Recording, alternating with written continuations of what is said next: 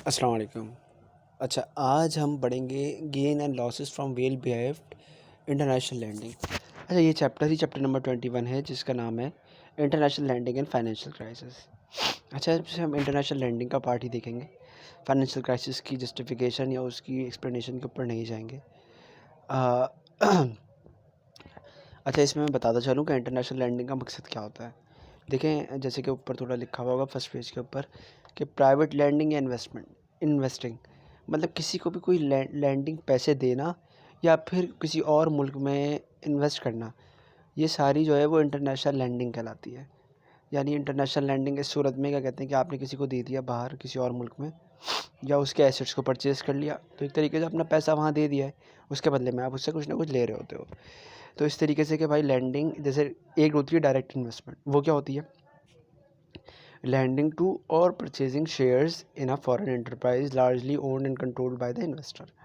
ठीक है, यानी डायरेक्ट इन्वेस्टमेंट जो कि इन्वेस्टर कंट्रोल कर रहे हैं, क्योंकि डायरेक्ट इन्वेस्टमेंट का मकसद ये होता है कि आप डायरेक्टली जो है वो उसकी डायरेक्टरशिप में, उस कंपनी की डायरेक्टरशिप में जो है एक अपना पोर्शन ख़रीद लेते हो, या तो ये करना या फिर जो है वो लैंड कर देना किसी भी डायरेक्टली फर्म को, जहाँ पे आप जो उसके उसके डिसीजंस मेकिंग के अंदर जो है वो उस फर्म की आप कह लें, कहते हैं कि आपका उसके अंदर हाथ हो और आप इन्वॉल्व हो।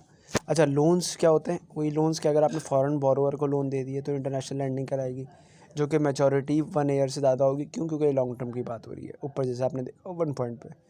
अच्छा, सी क्या है, पोर्टफोलियो इन्वेस्टमेंट। अच्छा, सी के अंदर क्या नज़र आ रहा है आपको? अच्छा, सी में आपको नज़र आ रहा है कि पोर्टफोलियो इन्वेस्टमेंट, परचेजिंग स्टॉक्स और बॉन्ड्स, या फिर आप कह रहे हैं, कहते हैं कि ये भी मोर देन 1 ईयर। क्यों? क्योंकि शेयर्स वगैरह की बात होती है तो वो डायरेक्टली इन्वेस्टर इतना हावी नहीं होता कि वो किसी फर्म के अंदर जो अपने डिसीजन मेकिंग कर सके। सिर्फ और सिर्फ डायरेक्ट इन्वेस्टमेंट में ऐसा होता है, तो पोर्टफोलियो इन्वेस्टमेंट के अंदर ऐसा नहीं होता, तो वो नहीं होगा। ठीक है। अच्छा, उसके बाद बात आती है शॉर्ट टर्म की।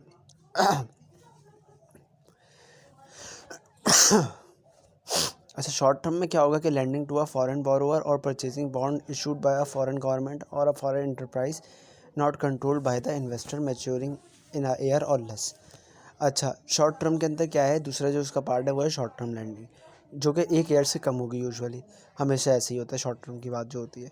अच्छा, उसमें क्या है, क्या कहते हैं कि वही सारी चीज़ें जो क्या कहते हैं ऊपर लॉन्ग टर्म में थी, कि लैंड करना फॉरेन बोरोवर को या फिर परचेज़ करना बॉन्ड्स वगैरह, लेकिन ये वो वाली चीज़ें हो गई जिसके अंदर जो है वो डायरेक्टली जो है वो इन्वेस्टर का जो है वो उसमें हाथ नहीं हो सकता।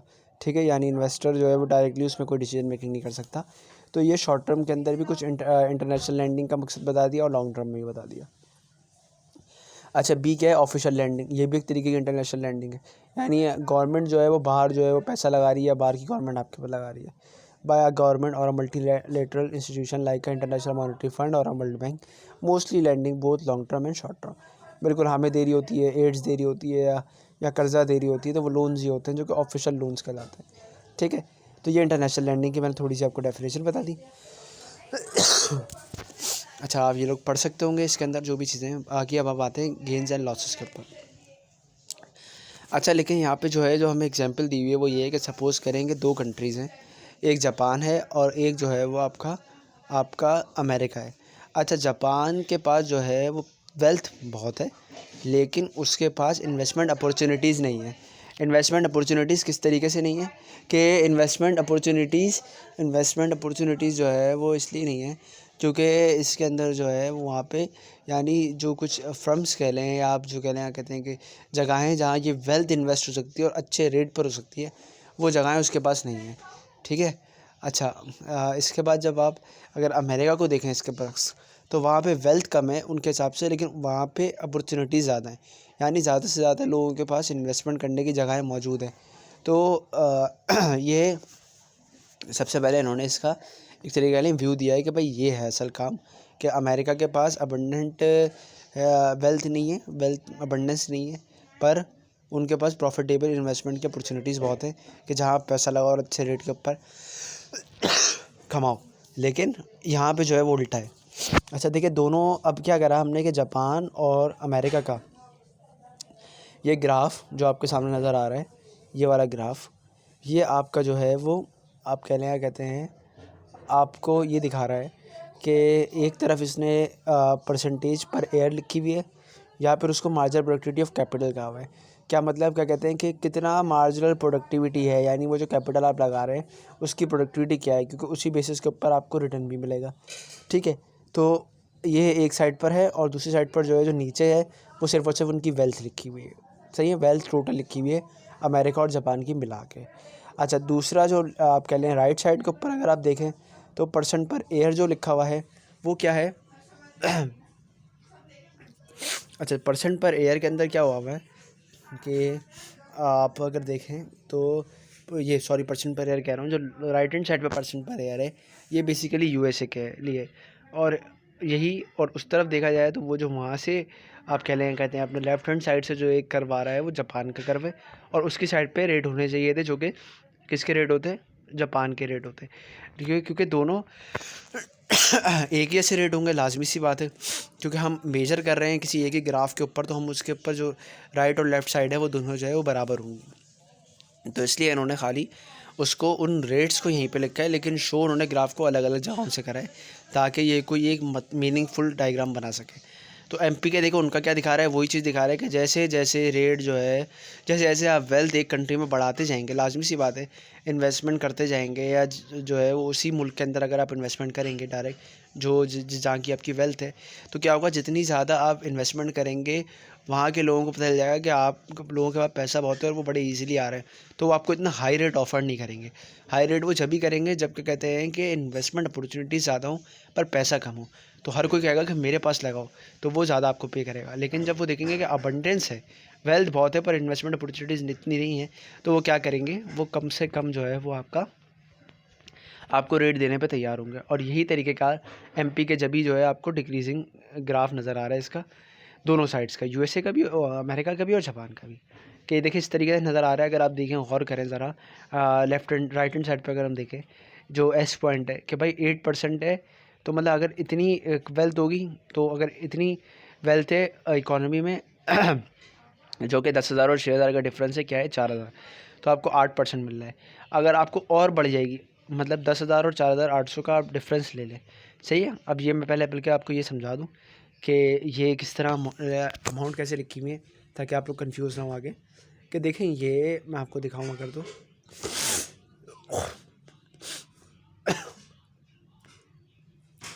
ये यहाँ पे देखें लिखा हुआ है, अगर आप पढ़ें ये बात कि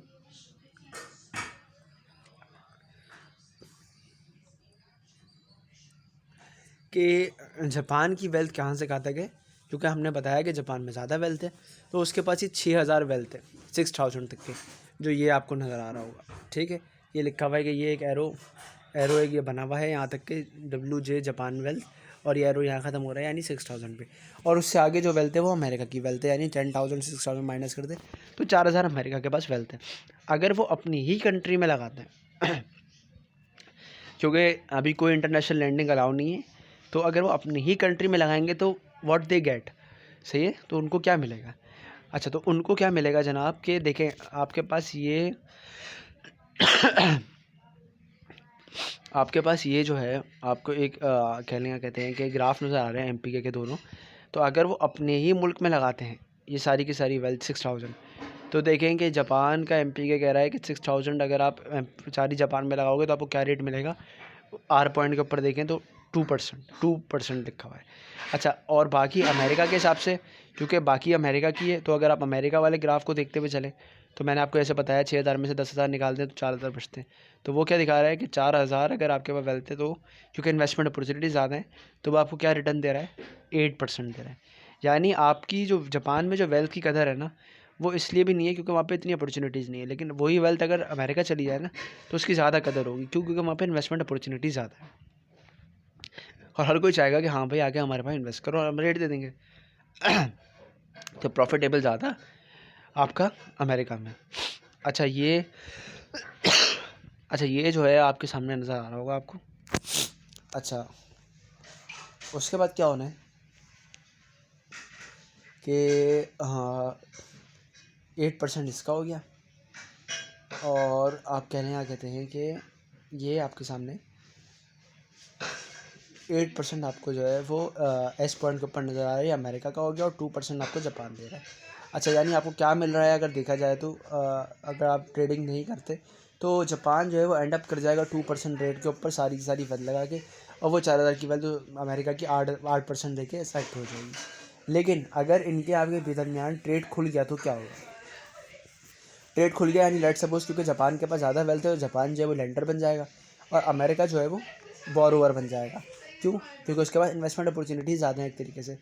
तो क्या होगा कि अब ऐसे तो कोई भी नहीं हो सकता है, कहते हैं कि एक बंदा जो है वो अगर हम ये कहें कि भाई यही रेट प्रजेस्ट करते हैं तो ऐसा नहीं हो सकता। क्या मैं कहूँ कि 2% के ऊपर एक बंदा लैंड कर रहा है और दूसरा 8% के ऊपर बोरो कर रहा है, क्योंकि 8% वहाँ रेट प्रिवेल कर रहा है अमेरिका में और 2% जापान में कर रहे हैं। तो ऐसा तो कभी भी नहीं होगा, क्योंकि कोई क्यों ऐसा करेगा कि 2% पे मैं लैंड कर रहा हूँ, वो 8% पे बोरो कर रहा है, ये कौन सा तरीका हुआ? तो होगा क्या कि जैसे जैसे वेल्थ शिफ्ट होती रहेगी जापान से दूसरी तरफ अमेरिका की तरफ, वहाँ ज़्यादा वेल्थ आती जाएगी तो उनका रेट ऐसा ऐसा गिरने लग जाएगा, और यहाँ से वेल्थ कम होती रहेगी तो क्योंकि यहाँ पे भी जो है वो जितना इन्वेस्टमेंट अपॉर्चुनिटी थी उसी के हिसाब से वेल्थ रह जाएगी, तो उसको भी थोड़ा हाई रेट मिलता रहेगा। तो समझ लें कि हम एक करके सारी वेल्थ दे गए आपके अमेरिका को, और हम कहाँ आ गए 4,200 के ऊपर। ये जापान की रह गया, यानी जापान में कैपिटल रह गया, और अमेरिका में भी कितना कैपिटल चला गया, बाकी ये सारी अमाउंट जो है निकल के, यानी ये 6,000 तक के जो है जापान के पास थी जो वेल्थ थी। अब 6,000 में से मज़ीद 1,800 उसने दे दी अमेरिका को, जिसके बाद सिर्फ उसके पास कितनी बच गई 4,200, जो उसके मुल्क में इन्वेस्ट हो रही है, जिसके ऊपर उसको क्या रेट मिल रहा है। क्योंकि देखिए जब ये बाकी सारी जो है वो अमेरिका के पास चली गई, तो अमेरिका का एमपी के जो राइट साइड के ऊपर है वो आपको ये शो कर रहा है कि बाकी सारी की सारी उसके पास चली गई। तो ये पॉइंट कहाँ आ रहा है? अगर ये सारी वेल्थ का जो है पॉइंट देखें तो वो टी पॉइंट है, और टी पॉइंट की कॉरेस्पॉन्डिंग आप रेट देखें तो वो 5% है। अच्छा, बाकी इस तरफ वाली भी 4,200 भी वही 5% के ऊपर है, क्योंकि दोनों एक्चुअली इक्विलिब्रियम में आ गए। यानी इससे पहले जो है वो आर और एस वाले पॉइंट के ऊपर ही इक्विलिब्रियम में नहीं थे, इधर जो है वो इक्विलिब्रियम में आ गए। इट मीन्स कि जब तक कि अपनी वेल्थ को इधर उधर करेंगे जब तक के जो है ये लोग एक रेट के ऊपर एग्री नहीं आते। यानी अब 5% के ऊपर जापान लैंड करेगा और 5% के ऊपर अमेरिका बोरो करेगा। अच्छा, इससे हुआ क्या, गेन क्या हुआ? गेन ये हुआ कि 4,200 जब अब जापान के पास रहेगा और बाकी सारा जो है अमेरिका के पास चला गया, तो गेन ये हुआ कि जब आप इक्विलिब्रियम पर आ गए तो समझे कि कहते कि ये जो दोनों एमपी के आ रहे हैं इनके अंडर जो भी एरियाज़ हैं वो सारे के सारे जो है वो एरिया अब आपको मिल रहे हैं। जबकि इससे पहले अगर आप आर और एस पॉइंट की बात करें तो ये जो ब्लू एरिया है सिर्फ यही आपको मिल रहा था, और ये जो वाइट वाला एरिया है आपको नहीं मिल रहा था।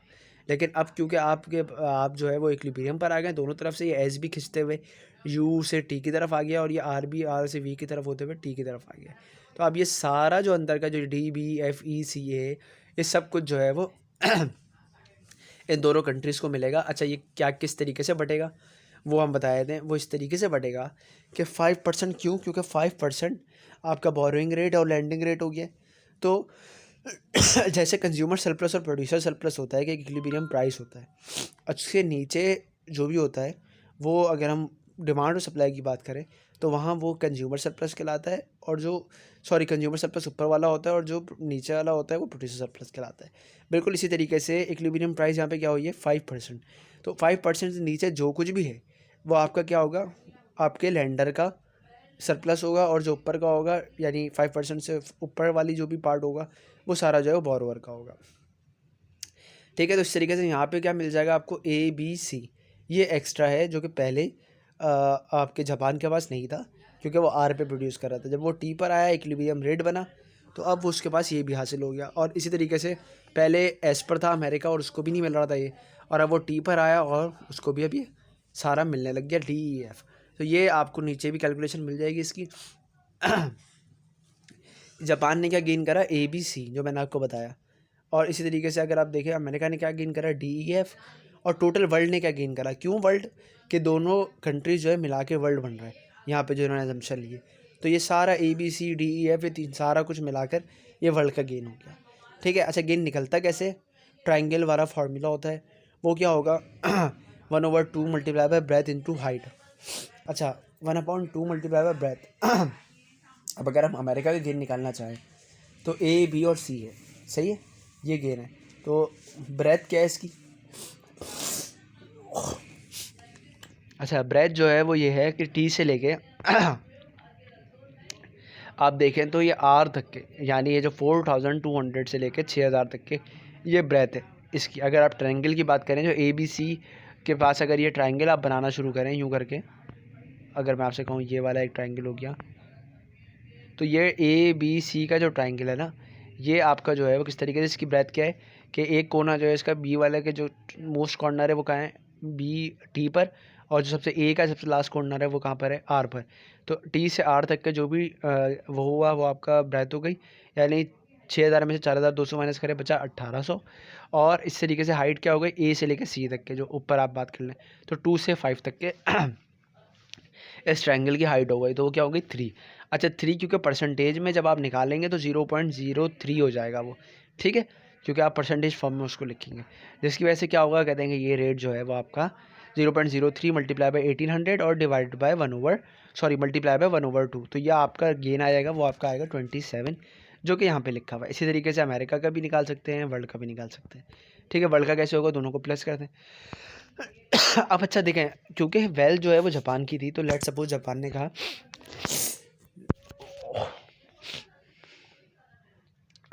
जापान ने ये कहा कि आपके पास जो है वो क्या लेंगे, क्या कहते हैं कि अब मैं जो है भाई मैं वेल्थ अपनी दे रहा हूँ और वो ऐसे ही जो है वो बोरो कर रहे हैं, नहीं बल्कि मुझे 2% टैक्स लगा देना चाहिए कि मैं अपनी वेल्थ दे रहा हूँ और वो इतने आसानी से जो है उसी रेट के ऊपर हमें दे रहे हैं, नहीं हम तो ज़्यादा चार्ज करेंगे, तो 2% टैक्स लगा दिया। अच्छा 2% टैक्स लगाते ही क्या हुआ, अब टैक्स लगा कैसे, देखिए क्योंकि 2% टैक्स लगने का मतलब ये कि अगर पहले मुझे 5 मिलता था तो नहीं, अब मैं 7 लूँगा, ऐसा ही हुआ।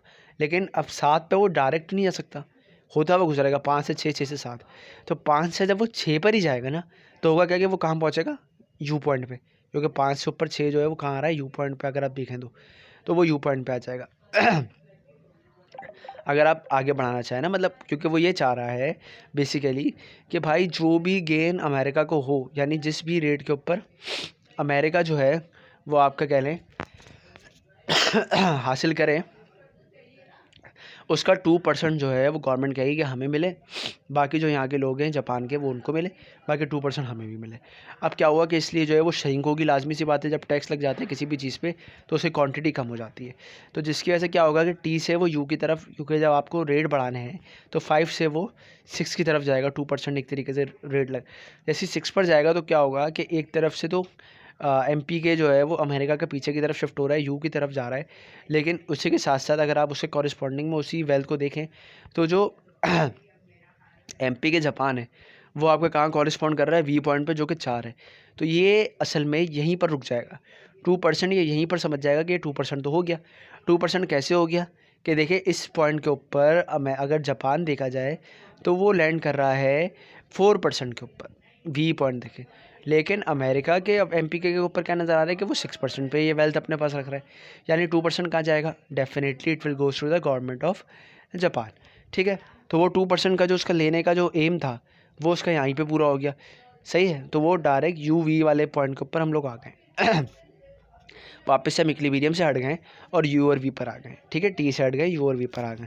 अब यू और वी पे क्या होगा, क्योंकि जैसे कि हमेशा जब भी टैक्स लगता है तो गवर्नमेंट जो है वो उसको तो आप कह लेगा कहते फ़ायदा होता है, लेकिन ऑल टुगेदर वर्ल्ड को जो है ना एक डेट वेट लॉस भी बेयर करना पड़ता है, जो कि इससे पहले नहीं करना पड़ रहा था, सब कुछ मिल रहा था।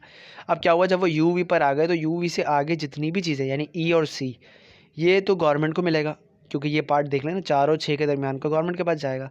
4 से नीचे जो ए पार्ट है वो कहाँ रहेगा, जापान के पास ही, और 6 से ऊपर जो पार्ट है वो कहाँ रहेगा, एफ़ जो है वो अमेरिका के पास ही। और ये जो डी और बी है ये कहलाएगा डेट वेट लॉस, क्यों, क्योंकि अब ये कोई हासिल नहीं कर पा रहा, क्योंकि ये वाली जो साइड है आपकी लेफ्ट हैंड साइड वाली, ये तो कोई ले ही नहीं रहा ना, मतलब अगर टी पर होते तो ये मिलती, टी से ये यू और वी की तरफ आने की वजह से ये डेट वेट लॉस हो गया।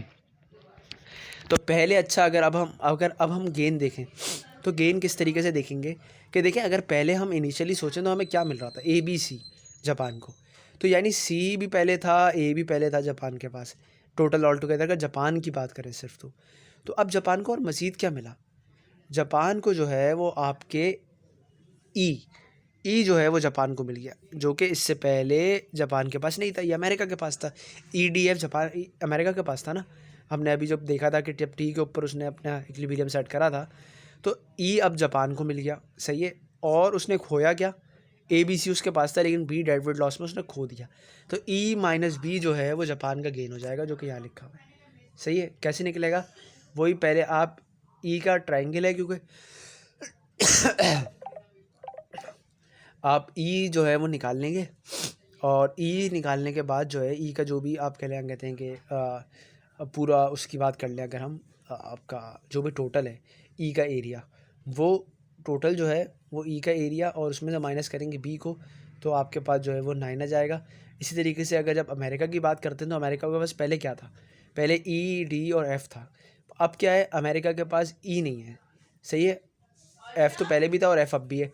उसके पास से गया क्या, ई भी चला गया उसके पास से, और उसको जो है वो एक डेट वेट लॉस भी बेयर करना पड़ रहा है। वो क्या, वो कौन सा डेट वेट लॉस है, सॉरी उसके पास पहले ई नहीं था, हाँ बिल्कुल। और ई और डी दोनों उसके बाद चले गए, जो कि इधर लिखा हुआ नज़र आ रहा होगा, डी प्लस ई, और अमेरिका ने लूज़ कर दी। अच्छा, वर्ल्ड को क्या लॉस हुआ, वर्ल्ड को सिर्फ एक ही चीज़ का लॉस हुआ, वो हुआ डेट वेट लॉस डी और बी का, क्योंकि बाकी सब कुछ गवर्नमेंट के पास आ गया, किसी न किसी के पास आ ज़रूर गया, लेकिन सिर्फ डी और बी डेट वेट लॉस हो गया। अच्छा, यही सेम कंडीशन अगर आप रखें अमेरिका के लिए, कि लेट्स सपोज अमेरिका कहता है कि भाई इन्वेस्टमेंट अपॉर्चुनिटीज़ मेरे पास ज़्यादा है, तो मैं आपको क्यों दूँ, मतलब मैं आपको जो है वो आपको इतने अच्छे रेट के ऊपर जो है वो आपको बोरो क्यों करूँ आपसे, नहीं मैं तो आप कम कम रेट पे करूँगा, और मैं ज़्यादा रखूँगा, यानी मैं 6 रखूँगा और आपको 4 दूँगा, सही है। और यानी इसका मतलब कि 2% जो है अब गवर्नमेंट ऑफ अमेरिका के पास जाएगा। तो सारा सेम सिनेरियो यही होगा, वही डी और बी वाली बात आ जाएगी। लेकिन अब क्या होगा कि अगर आप देखें, क्योंकि अमेरिका के पास पहले क्या था इनिशियल स्टेज में, जब वो टी पर था, डी ई और एफ़। अब क्या होगा, क्योंकि अमेरिका की गवर्नमेंट जो है वो जापान के बजाय अब अमेरिका की गवर्नमेंट जो है वो टैक्स ले रही है, तो सी जो पहले जापान के पास था वो अब जो है वो अमेरिका के पास चला जाएगा, और डेट लॉस वही डी और बी वाला मेंटेन रहेगा। तो अमेरिका क्या खो सकता है, अमेरिका के पास जो है वो डी नहीं रहेगा अब, और सी उसके पास नया आ जाएगा, जो कि जापान के पास था पहले, सही है। तो सी वो जापान से हासिल कर लेगा टैक्स की मद में, और डी जो है वो उसका डेट वेट लॉस है जो उसको नहीं मिल पाया, ठीक है। तो सी माइनस डी जो है वो अमेरिका का गेन हो जाएगा। ये लिखा हुआ देखें अगर आप, अमेरिका के गेन यहाँ पे आपको नज़र आ रहा होगा, तो ये अमेरिका का गेन हो गया। और जापान ने क्या लूज़ करा, बी प्लस सी। वो किस तरीके से, कि पहले देखें जापान के पास बी भी था और सी भी था, लेकिन अब सी भी नहीं रहा और बी भी नहीं रहा, बी चला गया डेट वेट लॉस में, और सी जो है वो गवर्नमेंट ऑफ अमेरिका को देना पड़ेगा, तो बी प्लस सी का भी लॉस हो गया। और टोटल अगर देखा जाए तो फिर अगेन वर्ल्ड का क्या लॉस हुआ, डी और बी वाला ही लॉस हुआ, डी प्लस बी। तो ये आई होप के कहते हैं हम लोगों को समझ आया होगा। तो ये इसकी सारी इक्वेशन की वो डायग्राम की एक्सप्लेनेशन है, आप इसको देखें और इसको समझें, और कहीं भी कोई मसला हो तो मुझसे पूछ सकते हैं, ठीक है।